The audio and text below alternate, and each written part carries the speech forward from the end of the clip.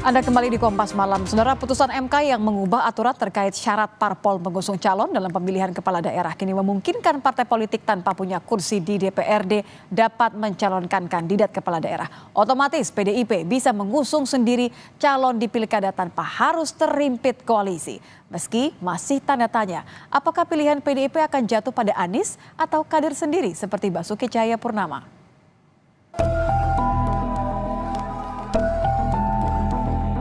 Setelah nyaris tak bisa mengusung calon di Pilkada Jakarta, putusan Mahkamah Konstitusi yang mengubah aturan terkait syarat parpol mengusung calon dalam pemilihan kepala daerah bak angin segar bagi PDIP. MK menyatakan partai politik tanpa punya kursi di DPRD dapat mencalonkan kandidat kepala daerah. Putusan ini turut berpotensi membuka jalan PDI Perjuangan mengusung kandidat sendiri dalam pilkada. Ketua DPP PDIP, Eriko Sotarduga, menyebut partainya telah mengantongi 3 nama, diantaranya adalah kader PDIP sendiri dan Anies Baswedan. Sudah pasti kader harus maju. Apakah dengan kader yang lain, dengan kader partai lain, ataukah dengan katakan non-parpol, ya seperti Pak Anies. Pak Anies non-parpol ya? Non-parpol ya. Nah, ini saya harus konfirmasi kepada rekan-rekan media.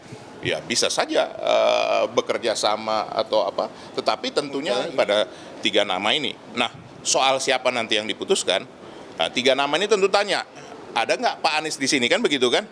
Ya, tentu dari senyum saya ini kan sudah bisa terlihat kan begitu kan, tapi saya tidak ingin. Meski nama Anies kerap disebutkan, Ketua DPP PDIP mengaku partai akan menggelar rapat untuk mematangkan strategi pilkada. Pasalnya, kader PDIP Basuki Cahayapurnama juga berpeluang besar untuk maju di Pilkada Jakarta. Eriko pun meminta KPU segera mengubah peraturan terkait pasca putusan MK. Tim Liputan, Kompas TV.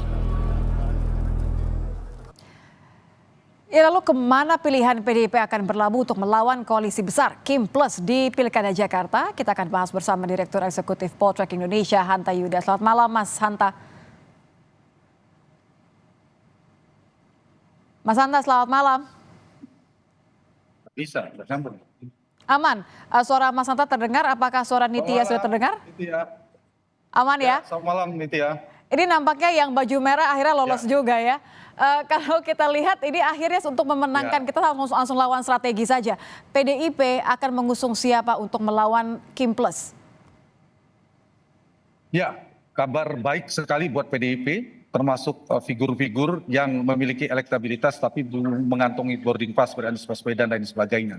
Nah, karena petanya di Jakarta itu sudah mengkristal, di mana Kim Plus sudah mengusung Ridwan Kamil, kalau tidak direvisi, maka kemungkinan melawan kota kosong sudah tertutup, hanya bicara melawan persoalan tidak relevan lagi. Nah, kemungkinan Ridwan Kamil akan melawan Ridwan Kamil dan koalisi Indonesia Maju Plus akan berhadapan dengan calon yang kuat, yang kompetitif dan cukup kuat. Nah, siapa yang ini akan muncul?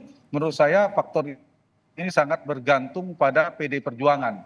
Pada PD Perjuangan, karena PD Perjuangan yang mengantongi boarding pass ini.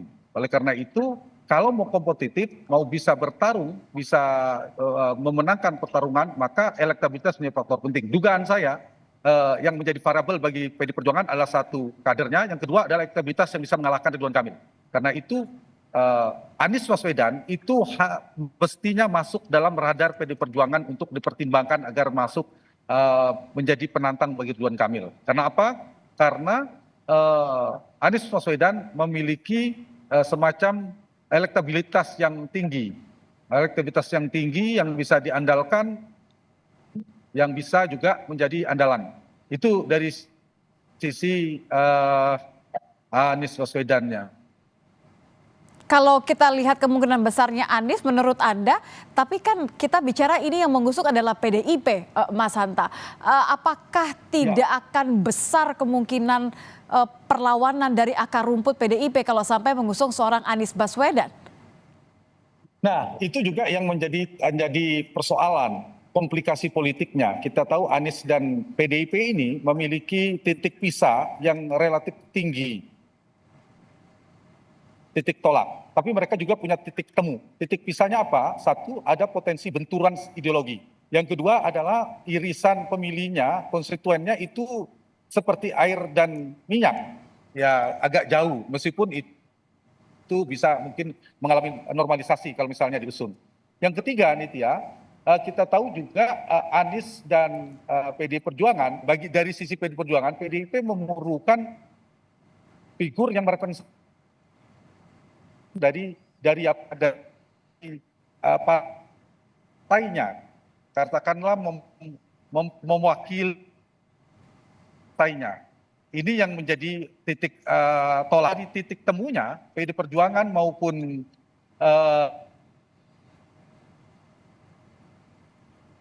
Nampaknya sedikit terputus, Mas Hanta. Apakah boleh diulang kembali kalimat terakhir Anda mengenai titik tolak antara Anies dengan PDIP ini justru akan menguntungkan PDIP dengan strategi seperti apa?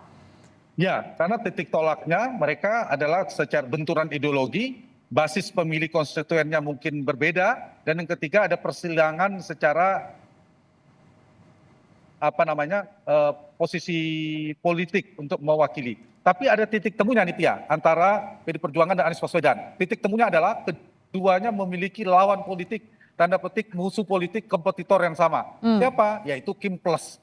Karena kita tahu Kim Plus di sana ada Prabowo, ada Jokowi dan lain sebagainya. Nah, ini titik temu ini mungkin bisa menjadi jalan tengah. Apakah Anies dipasangkan dengan kader PDI Perjuangan, apakah Rano Karno, Pak Ahok sendiri atau nama-nama lainnya, itu akan menjadi lawan tanding yang kuat. Ketimbang PDI Perjuangan hanya mengambil nama lain.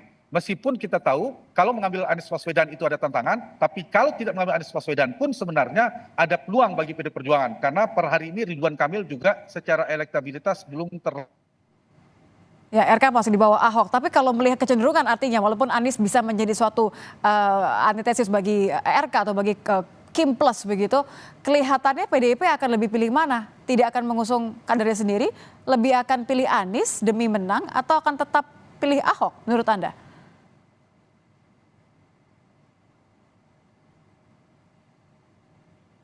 Mas Hanta?